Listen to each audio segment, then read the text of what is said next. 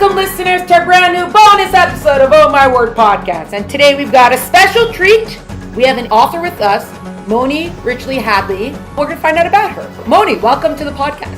Thanks for having me. We're very glad and excited to have you and to find out about all your work, because you basically have books in 3 stages. You have published, almost published, and signed for publication. That's correct. Okay, 1 second. Let's jump ahead. What are your nerves like? What are my nerves like? As in, because you have a book out already, you're working on a book, but you still have to wait for another book. What's your patience level? Maybe that's the better question. What is your patience level like? I have pretty good patience level. Yeah, nerves is probably a better one. Promoting the book is the part that makes me the most nervous, because being an introvert, doing all this stuff just makes me a little anxious. But of course, I do it and it's expected, and I want my books to sell. So that's the part that makes me a little nervous. But there's also so much excitement surrounding it. So you get a little of both. Yeah. That's probably the biggest thing for any author to learn is you have to tell people that you have a book. They will not know. You have to learn to tell people. Figure it out. Yeah. So now going back to our origin stories. How did you get into all this? Why did you decide, I'm going to write a book, I'm going to write a kid's book? How did all this come about?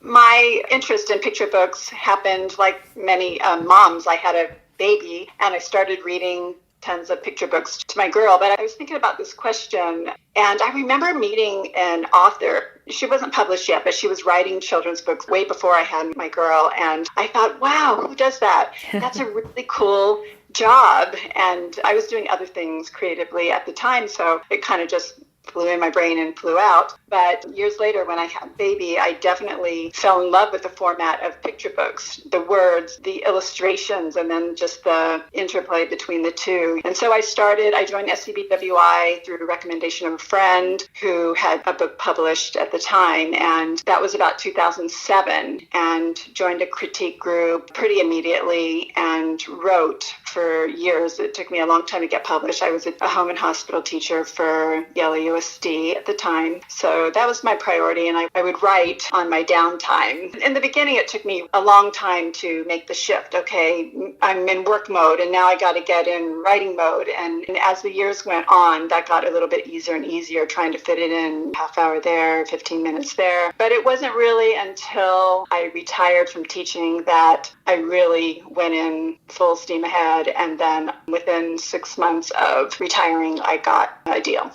Oh, wow. So it sounds like it happened quickly, but it really didn't, because there were all the years you put in before that. Yeah, it took me 13 years, actually, from the moment I started writing to getting my deal. Have you met a lot of people who have similar, in the sense of that it also took them a couple of years before they got published? Yeah, I mean, I guess you get the full range. I remember I listened to somebody at a conference, and it took her longer. It may have been 16 years, but I've seen other people get published within 5 years. There's the full range out there. It took me a lot longer. I don't know. It is what it is. I'm really happy to be where I'm at right now, and things are moving along really nicely for me. So that's great. We had Lori Polidorus on a while ago, and I think it took her like 2 decades to get published. So you're ahead of the game.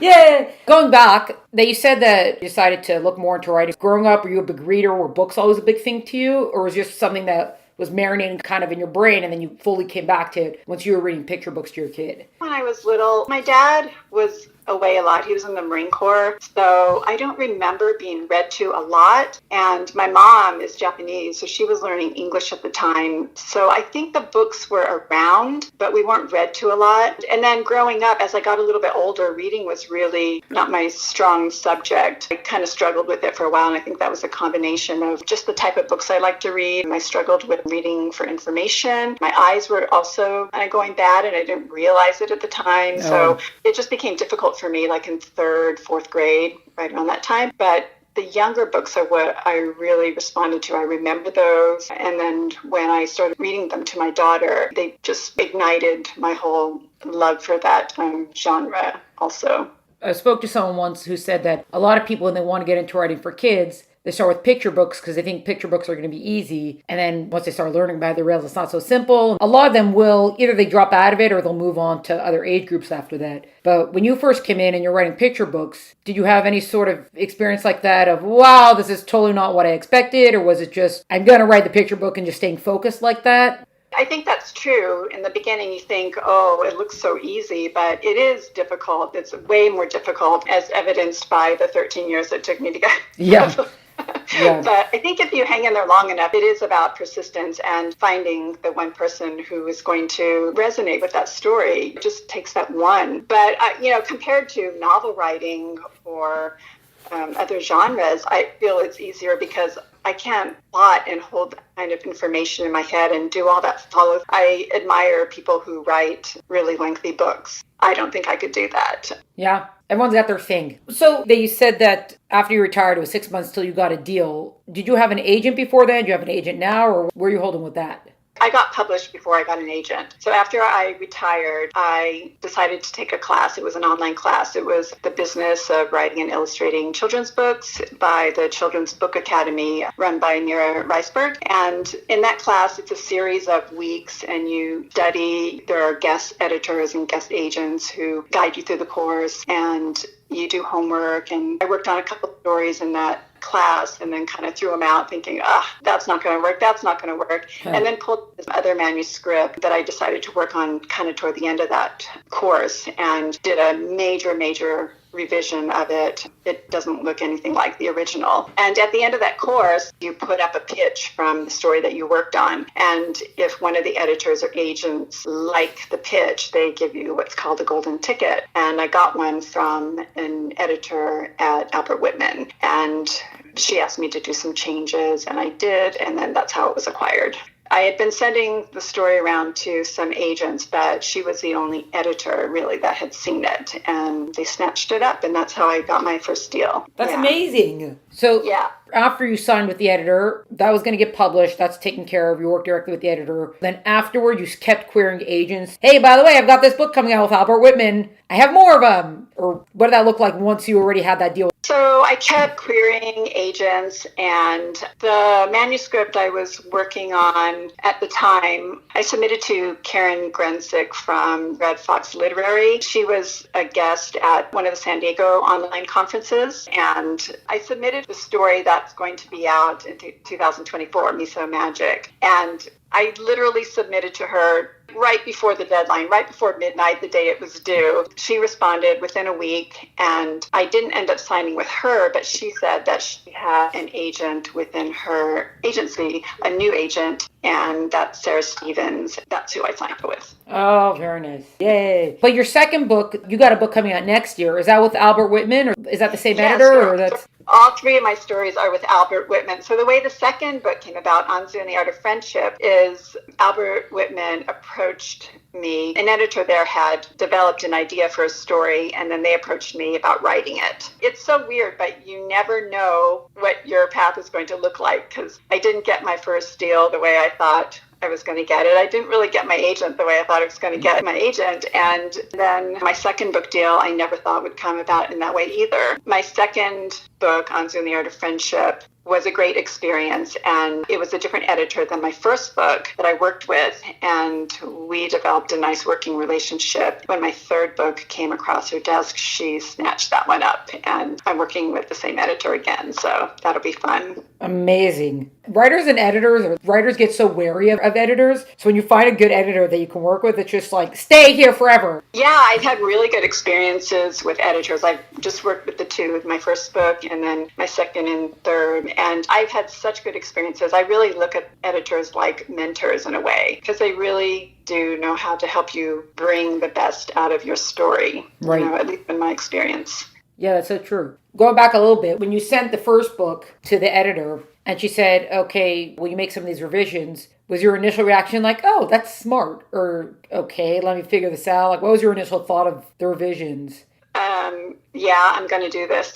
It is like problem solving. It's always like a puzzle to me. Like, okay, this is what I need to make work. How am I going to make that work? Because they never really tell you what to do. They just say you need to flesh out this idea, or how can you make this work? And then you have to figure out how to do it. So it's kind of like a puzzle to me and a challenge. Yeah, it's true. And it's probably better like that, because the point is it's your book. Actually, we're referencing your books. Please will you give us descriptions, what each book is, and just a general idea of what each one's about. The Star Festival is about a girl who uses the story origins of the Tanabata Matsuri, which is the Star Festival, to help find her Oba or grandmother when she gets lost in the crowd. It has a little bit of mythology and multi-generational themes in the book. And that was the first one. And then my second book, Anzu and the Art of Friendship, is about a girl who discovers that the secret to making friends has a lot to do or a lot in common with the art of origami folding. And that sort of has themes of my childhood. I moved a lot because I was a military brat. So coming to a new school was always, I was shy, and making friends was always oh gosh, here I go again. Break out of my shell. You should see some of my report cards. They all say the same thing the second term. Moni is starting to come out of her shell. And then my third book, The Magic, is about a young boy who begrudgingly finds the magic in the miso making process, and consequently also in spending time with his father. And that book kind of originated because of my mom's hatred for beans. When I started researching for the Star Festival, I had a lot of chats with my mom about my childhood, about her childhood, and all this information and kind of dig into my ancestry and heritage came out of that. And one of them was miso magic. And because I asked her, well, why do you hate beans so much? And she said it's because her father, my grandpa, had a miso production house on his property, and he would make miso and tamari, and she was the one who had to climb up these huge barrels and smash the beans. And her mother used to tell her, well, you better not fall in because you'll never come out of there. And she hated this job. She absolutely hated it. So that was new information for me, and I just had this kind of idea in my head for a long time, just simmering there before I actually decided to write it. But that was the origins of that story. Wow. And then the Star Festival, was that a book that you've been working on for like the 13 years until you got it published, or that's a book that came later? It came a little bit later, but it was a very minimal, probably under 200 words, or maybe even less, maybe under 100. And it was sort of a concept book about how kids are very similar to the elderly. And it was a little too much from the mom's perspective, and me packing my bags before leaving the house. For my mom, she lives with me, so it was all her diabetes medicine. And for my daughter, it was all her diapers and all that kind of stuff. That's kind of what it was in the beginning. I still had the same plot point where Oba or grandma gets lost, but in the original she got lost in a doctor's office, which was kind of boring. My critique partners kind of moved me in a different direction. I made it a festival, and then during the course that I took, which helped me get published, I had a one-on-one with an editor, and she's like, well, which festival is it? And I had no idea. I grew up partly in Japan, and I had ideas of the many festivals I attended there, which I had no recollection of what I was celebrating, and then fairs that I attended in America. And so I had to kind of research, well, what were these festivals I celebrated in Japan? And once I did that and picked a festival, then a whole new world opened up, because I had different visuals, a different setting, and that's what kind of moved me into that path of the Star Festival. Was it kind of weird writing knowing that someone else was going to be illustrating it, or you didn't think about the illustrations as you wrote it? I didn't think it was weird. I think I just assumed that would be the case. Right. Did you have to send info on the Star Festival, or was it enough that they were able to read your text and it was up to them to figure the rest out, kind of thing? I had back matter, and I did have a ton of art notes, partially because a lot of the information was about the Japanese culture. And up until that point, I always was that person. I heard that you should not put art notes in, so I never did until I got to the story. And then I just felt like it was needed. Anything that was confusing to any of my critique partners, I just put an art note in. I explained it. And I had quite a few, at least probably 75 words at least in art notes. So I think it was necessary for this book. Well, you said it seems like the art notes were more about cultural art notes and not about draw this art note. Yeah, it's such a controversial topic and be really confusing, but ultimately you just got to make your story understood. If they're necessary, put them in, I feel. Yeah, and if I understand correctly, because I got novels, I don't have picture books, or at least not yet. they'll kind of show you like, this is the illustrator we're looking into, you're good with this artwork, and then they just move forward from there, and then you'll just see everything once it's done? Or how does that part actually work? Or how much say do you have in that? Albert Whitman paired me up with Mizuho Fujisawa, which she's a Japanese, so that helped a lot, the culture already. So she contributed a lot to the illustrations. Every time I showed them to my mom, she was just like, oh, this reminds me of home. And Mizuho now says like, oh, your words remind me of home. And, so that was definitely helpful. And see, I'm trying to think back. I was surprised because Albert Whitman did show me the process of the illustrations. And I had always heard that authors have no input in that. And even before I got the deal, I had heard other people say, I was sent a picture of the illustration or illustrations, and I just said, it's all good, it's all good. But they included me in the process and asked me for notes about illustrations also. So I felt a little out of my league, but I also felt like, well, if I feel strongly about something, I should say it. So I usually I make like a whole list of notes that I would like to see happen with the illustrations. And then I go through and I edit it. Okay, well, what are my most important notes? And then once I get those, I send them to the editor. And I know that all of those notes aren't going to be used. They'll agree with some and they'll disagree with others. And then whatever happens, happens. It's like on the one hand, you don't want to be a hard to work with kind of person, because even if your stuff's great, people shy away from that. But at the same time, you're like, well, I better just say something because this is my book. I want to love my book. Well, part of it is I do have certain ideas in my mind. Sometimes, it's a vision thing. It's a matter of how you see it or what's going to work out, what's going to play out to tell the story in the best way. I think for me, it's more about trusting that there's a team of people working on this book to make it the best book it can be. And I didn't go the self-publishing route because I don't trust myself to be an expert in all those fields. There's the illustrator who knows way more than I do, the editor who's a professional in her field, there's a book designer, there's people who do this every day. So I do trust that their opinions matter in the process too. So it's less about being a difficult person or not being a difficult person, and more about just trusting that these professionals are all there to help make the book the best it can be. Yeah, that's true. And then your other two books, do they each have their own separate illustrator, or you have any of the illustrators are doing more than one of your books? The second book, Anzu and the Art of Friendship, the illustrator is Natalia Takayama, and I have not worked with her before, so that's new. And then my third book, Miso Magic, Mizuho Fujisawa has signed on board to do that one as well. Oh, nice. The second one is the one that you said there was something with origami in it. Was origami something that you knew, or you had to better research this and figure it out? I do know a lot about origami because I grew up making it. It was just part of my upbringing, really. Do you have back matter about designs that kids could do in the back of the book? No, I don't think that's going to be included in this book. We talk about the symbolism, the symbols, and what they mean a bit in the culture, but not really the construction of the figures. I'll be trying to do that during author visits, though, hopefully. Yeah. Yeah. It's hard to teach origami to somebody who has no experience with it because it's such a precise art. When you teach it to younger kids, and if their fine motor skills aren't quite there yet, it can be kind of challenging. I've tried it in my own classes when I was a teacher. And you're like, this is probably going to need more than a 30-minute lesson. Definitely. A lot of it is just the practice of the folding. You just kind of learn it in baby steps, but you can definitely overshoot. In my lessons, my first lessons, I definitely thought, oh, this is going to be really easy, and it is not. Lesson learned, yeah. Uh-huh.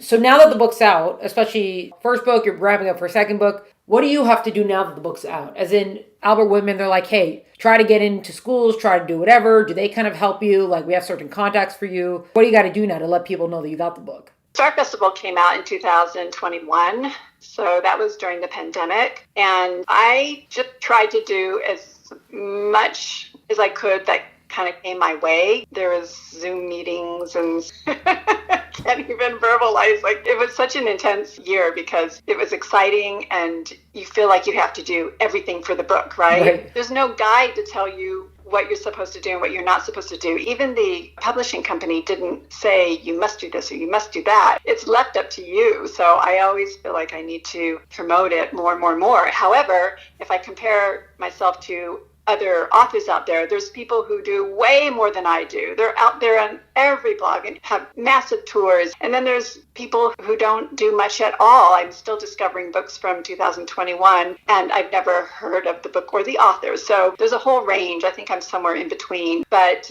Albert Whitman doesn't really tell you what you need to do. And I'm not sure. I think there are some publishers who do, but I don't know. I definitely now with my second book, I will select the things that I want to do. Yeah. There are certain things I will pass on because it's hard to do everything. Yeah. Or whatever is going to suit your audience or book best. Yeah. Yeah. Well, it seems like unless you're like the superstar author, a lot of authors, it's the promoting and stuff is really just up to them.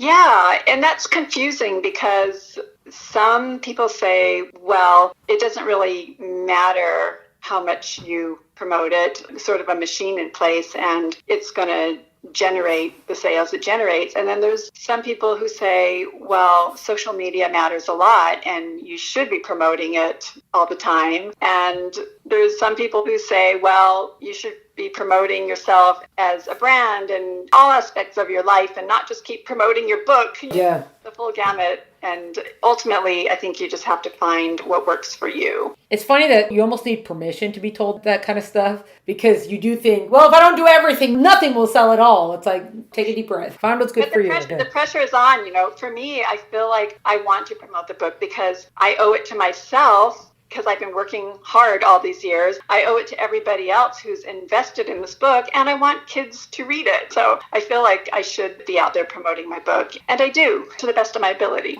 Yeah. Have you read the book to kids and then either been surprised or there was some sort of reaction that you didn't really expect in a good way, or like they start asking a question about something and you're like, actually, I don't know what happens to that character. Did that kind of stuff happen when you went to read to kids? Actually, the last time I had an author visit, there was a great moment. I was reading the first couple pages of my book, and Keiko, the young girl, screams, "Today is the Tanabata Matsuri!" And she's all excited to attend the festival. And then her mom kind of hushes her, and then she screams it again, "Tanabata Matsuri!" So I had asked the audience or the kids, okay, and Keiko and Oba scream together. And I wanted them all to say it. I think they would say it again. And they all went, ah! It was so cute. I love this moment. You're like, right, kids are very literal. Yeah. Ah, very good. Not what I expected. Good job, everyone. Exactly. Yeah. You can always count on kids to give you the unexpected, too. Yeah. Before you send your books out or you're ready for it, do you test them? However old your daughter is now, do you test them and anybody else, or you just keep with your critique groups and stuff like that? I used to read them to my daughter, and she's now in college, so she's away, but I used to read them to her. And quite a few years ago, I had kind of a little residency at a used clothing store for kids, and I was friends with the owner, and she would let me come in and do a story time. So I would pick a theme and kind of generate it around the theme of one of my books, and I would read a bunch of published authors' books, and then I would read my book, which did not have visuals because it wasn't published, but I would bring puppets and everything and read my book out loud. And there's so much value in hearing your story out loud, right. Either other people reading it or even yourself. You find the parts that are just so cringy. Yeah. You find parts that kids react to positively. So I did that for a little while, but I do want to get back to working with kids in some capacity, maybe volunteer work or something, because now I'm not teaching anymore, and I think it's important to keep yourself in the mind frame of a younger child. So I'm looking for an opportunity to do that. Just being plugged in. Yeah, I sometimes hang around the park where I walk and run, and I just listen to their conversation because it's just so fun. But I need to do it more. I need to be around a group of kids. When you're coming, like when you read the Star Festival to kids and you have Japanese names for certain things, you're just like, oh, this is grandma or this is grandpa. And they're just like, okay. Or some of the kids like, we have no idea what you're talking about. No, they usually get it because of the illustrations. Ah, yeah. Very good. Not for the wrap-up. We'll do the wrap-up in 1 second. But what's kind of one thing you'd give someone who did want to write picture books or something, and you'd be like, just keep in mind X? Or what's just something from one of the biggest things you've learned from writing picture books? In a way, it's taught me to listen, just to listen. Being in critique groups, so huge. It's a big part of the process. So listen, but at the same time, follow your gut instincts about decisions for your book or your career or whatever. To listen and follow your gut at the same time. There's so much advice given, and it's good to take that advice, but I see people making their own path every day, and it's always different. Getting published and getting your agent is never what you expect. And even your stories, you might have a clear path which you want to write, but you have to allow for it to take a different turn if it needs to go that way. Absolutely. That's very good. We should frame that or something. We need magnets for the fridge with this on it. I'm sure it's been said before. Well, I don't know. I hear it from you now, and that's who I heard it from. All that. Very good point. So good. That's a good note for us to wrap up on. So we always do the wrap up. We do a fill in the blank using one of the nouns. I really like it when writers, editors, publishers, illustrators, covers, bookstores, librarians, whatever, stories, big story related. I really like when, and I really don't like when. So how would you fill in the blank for that? So I really like it when books tackle heavy themes in creative and really beautiful ways, and the books that really make me stop to think about life. They don't always get published, but I really love books. I end up buying those books. And I really don't like it when books are not available in my local library.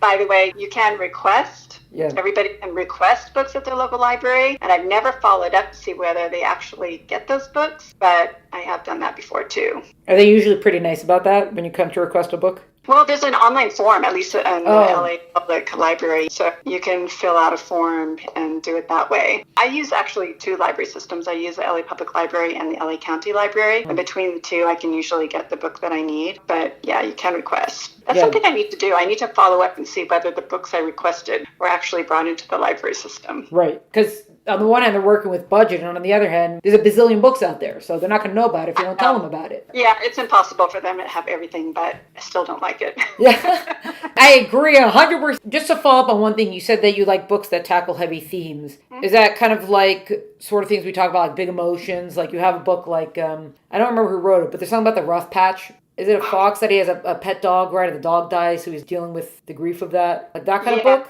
That's a great one. The Rough Patch, Boats for Papa, I Talk Like a River, which is about a boy who stutters. That's a really good one. The Jacqueline Woodson one, On the Other Side, that's an older book. Knock Knock, that's a great one. I like books that really make me think about life, and I feel like I'm always just trying to figure out like why we're all here and what are we doing and where do we go, and so books resonate with me. Some people have religion and some people have picture books. Yes, that's right.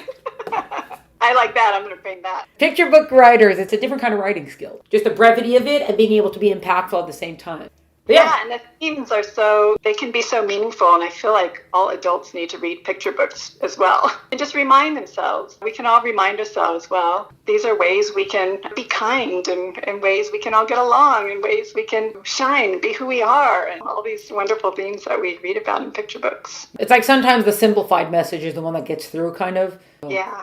That's good, encouraging hopefulness to wrap up with. Very, very good. Well, Moni, thank you so much for joining us today. It's been fun to speak with you. Thank you so much for having me. I appreciate it. This was a bonus episode of Oh My Word podcast featuring author Moni Ritchie Hadley. To find out more about Moni and her work, please visit the link in the episode notes. To find out more about Oh My Word podcast and keep track of all the great stuff we're up to, please follow us on Instagram at Oh My Word podcast or check us out at eltenenbaum.com. Music is by Tim Burke. Thank you so much for joining us. Catch you next time.